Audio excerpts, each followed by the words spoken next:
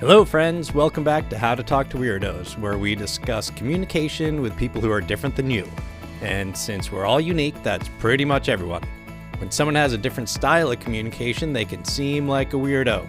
And if they seem that way to you, you probably seem that way to them.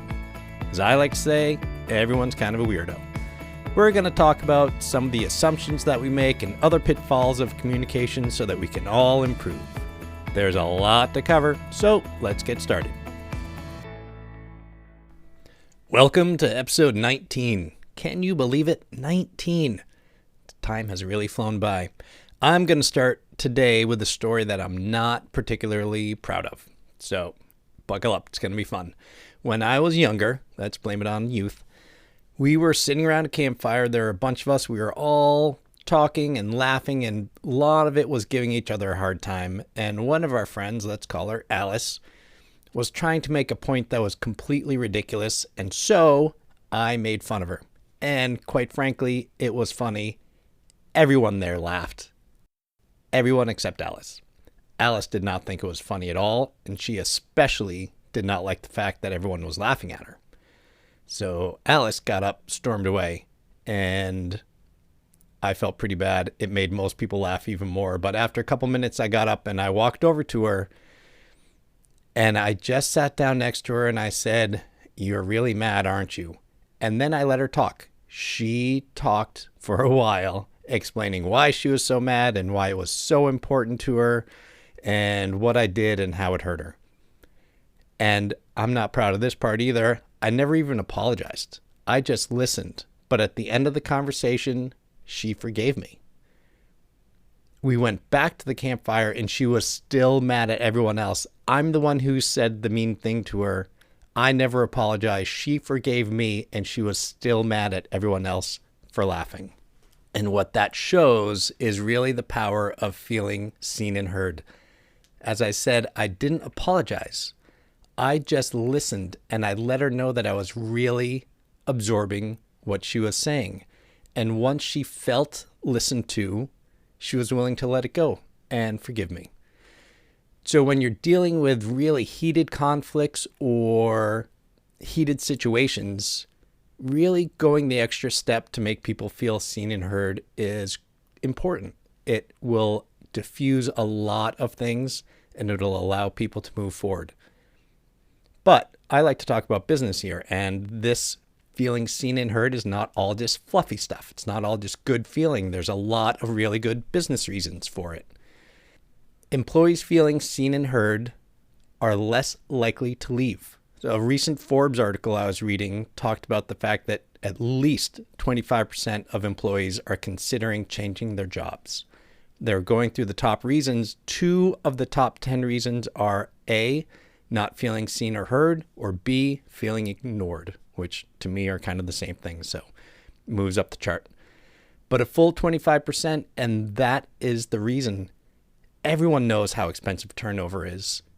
Losing a person and then having to pay the money to recruit a new one and then spending whatever it takes, maybe a year to get them actually productive, and it's taking the manager's time to both find them and train them. Turnover is so expensive. If you can reduce it, you will. People spend a lot of money and time on figuring out how much to pay people or what benefits to give them. Making people feel seen and heard is a very inexpensive way to reduce turnover and save money. And not only does it reduce turnover, it also increases productivity. Studies show that employees who feel seen and heard are 3 times as likely to be highly engaged at work. And isn't that what everyone's talking about these days? How can we get our employees engaged? If you can get employees engaged, that is a huge win. And them feeling seen and heard is crucial to that. Companies who financially outperform others in their field have 88% of their employees say that they feel seen and heard. That's compared to the other companies who are not outperforming. The average is only 29% of the people feel seen and heard. So if you want to reduce your turnover and increase productivity, it's a crucial skill to learn. There are books and books on it, but I'm just going to give you 2 tips that I highly recommend. Those are active listening and giving specific compliments. For active listening, we've talked about it in a couple of previous episodes, and open-ended questions are a big deal, and following up with more open-ended questions. I referenced in a previous episode that sometimes someone will say something to me, and rather than even asking a follow-up question, I will just show I'm interested by saying, "Oh, really?" and then letting them talk more, or "Huh," or "Wow," or "I want to learn more about that." Whatever it is, whatever gets them to talk more, and then you can ask additional follow-up questions. But it's not enough just to listen. You have to either act on what they said or go back to it at a later time. Repeating what they said during the conversation to let them know that you heard it, it's nice. It's like getting a base hit. But incorporating what you learned in future conversations turns that into a home run. They are really going to feel seen and heard if days later you go back and reference something that they told you about. The other home run that I talked about is giving specific compliments. I've seen managers say, "Hey, nice job." Not even saying the name, not saying what the job was or what made it so good.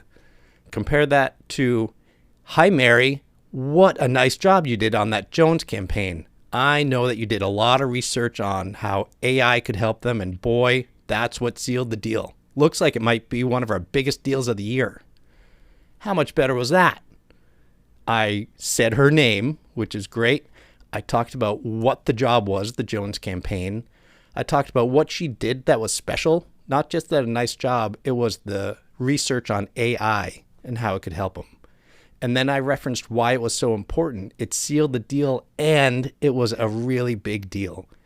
That compliment goes a lot further than, "Hey, nice job," and then walking away. So you've got another home run. Do you want to make it a grand slam? If you incorporate something personal that you talked to Mary about in a previous conversation, that is going to turn it into a grand slam. If on top of, "Hey, Mary, nice job on that Jones campaign. I know you did a lot of research on how AI could help them, and boy, did that seal the deal. Looks like it might be one of our biggest deals of the year. And I know you mentioned that your son has started using ChatGPT and how impressed you were by it. Looks like now you might be able to teach him some things. Boy, I gave a really specific compliment, and then I referenced back to a conversation we'd had days or weeks before.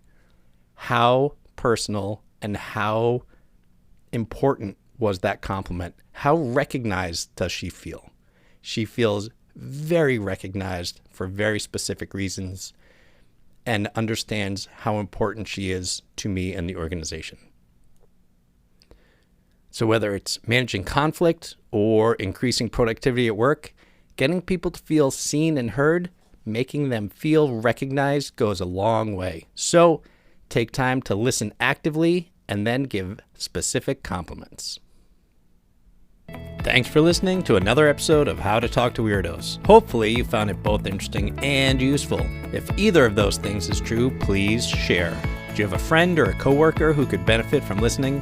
Maybe a family member you're going to be spending the holidays with? Please send them a link to your favorite episode and see if your conversations don't get just a little bit easier. I would really appreciate it. Thank you so much and have a great week.